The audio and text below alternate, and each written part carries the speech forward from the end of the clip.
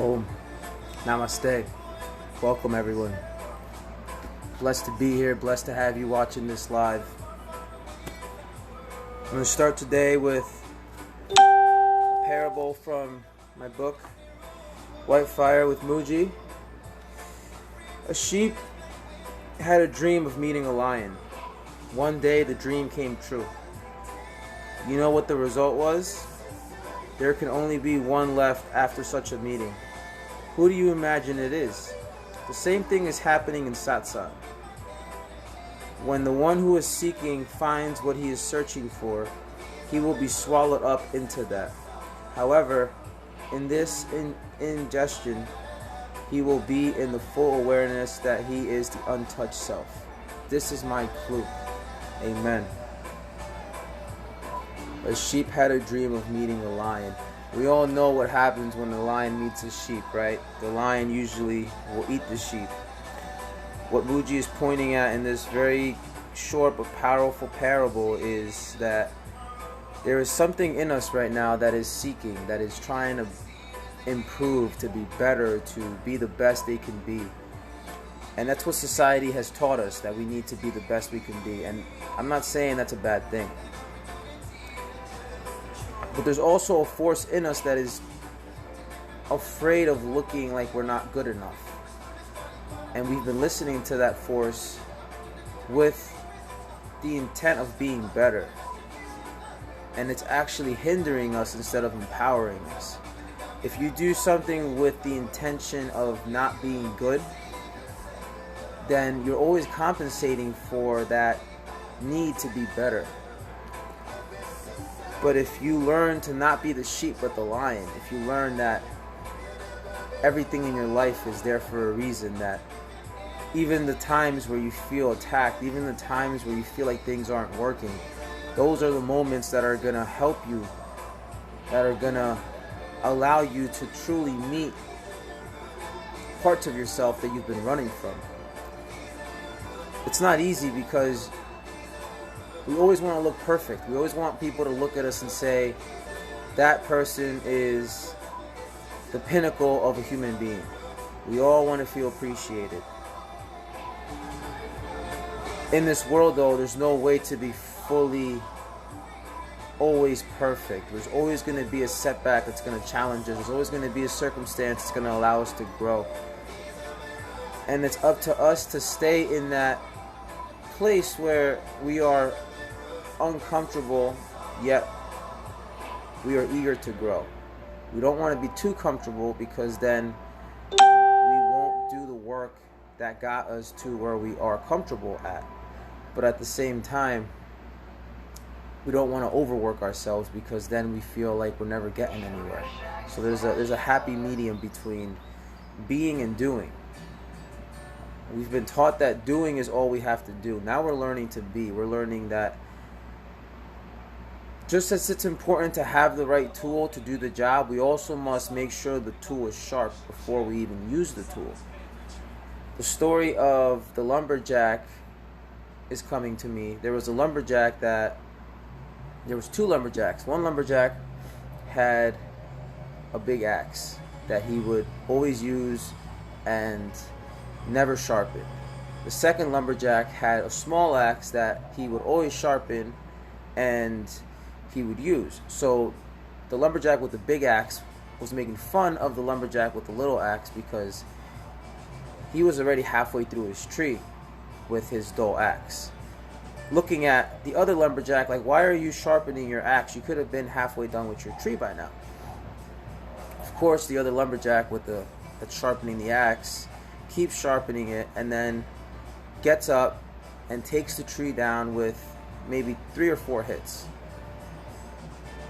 From the perspective of the story in the middle, it looks like the lumberjack that was already working was going to be ahead of the other lumberjack. But we all know that sometimes being lucky is not just being in the right place at the right time. It also has to do with being prepared, having the right tools, the right mindset.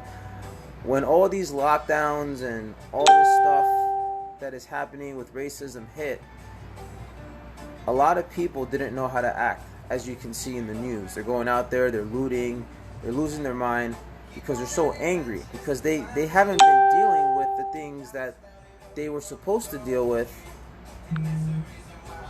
So eventually, you don't deal with something, the consequences of you not dealing it are going to birth forth, and you're going to have to deal with it. So it's better to deal with the things behind closed doors. It's better to deal with things when things aren't falling apart. And it's not easy, because a lot of us would rather go out and have fun and drink and have a good time with our friends. It takes time to sit with yourself in a room, in quiet, and just ask yourself questions, like, why is it that I get angry when these things happen? Is there something in the anger that's leading me back to my childhood or to a traumatic time in my life where something happened and I haven't let go of that? And until you don't let go of the things that are traumatizing you every day, they're going to keep traumatizing you. And you could even change the people in your life that you believe are to blame, but it's actually the way you're processing your world that is creating those people to look the way they look. So it's an inside job. It's more about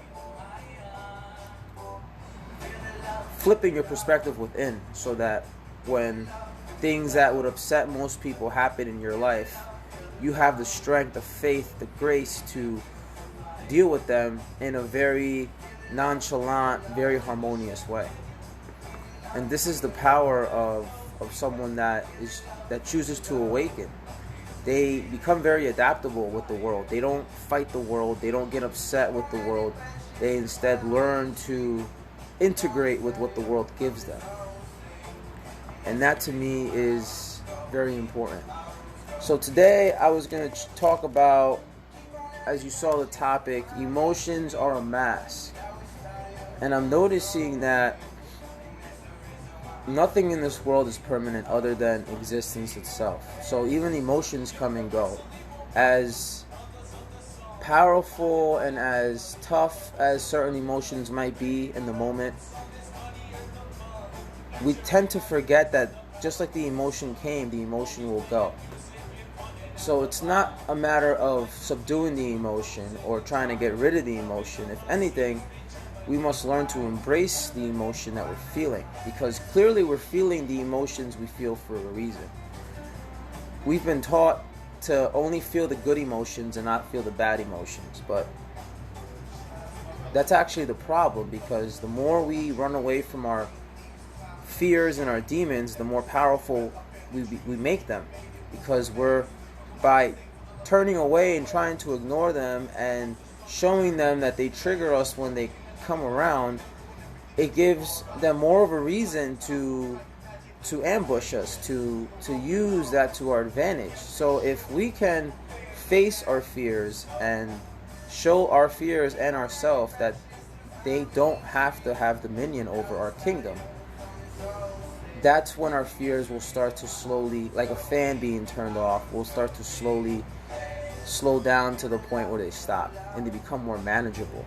I'm not saying we're going to live fear-free, but we'll at least see the fears trying to strike our consciousness, and we'll be able to distance ourselves and not fall victim to the fear, not get hooked by the sales pitch that our ego or our monkey mind is trying to lead us with.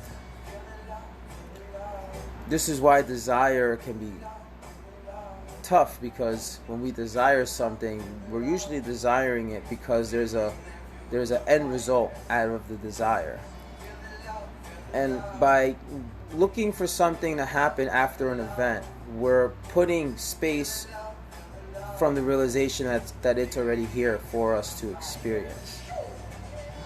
So it's more of a remembering than it is about teaching and learning how to awaken. It's more of just remembering that we're in a dream and we have to wake up from that dream. When we wake up from that dream, just like when you wake up from a dream, when you wake up in the morning, you don't need to remember how to be in this reality. It automatically just comes to you. Just like when we see that our personal reality, our virtual reality that we call our life, is only relative to what we believe and what we hold valuable. And once we drop all that, that virtual reality ceases to be. There's a deeper reality. There's a reality of truth, of love, of harmony, of oneness that is superseding all of human realities. And that is our home. That is our power. That is where we must resonate back to. Learn how to get back to our promised land. The road to Zion. Alright, so that's it. If you guys have any questions or comments before I finish this, let me know. Thank you guys for watching. I appreciate all of you, and I'm going to keep doing these videos as much as I can. I'm sure one or two things that I say will help someone. So,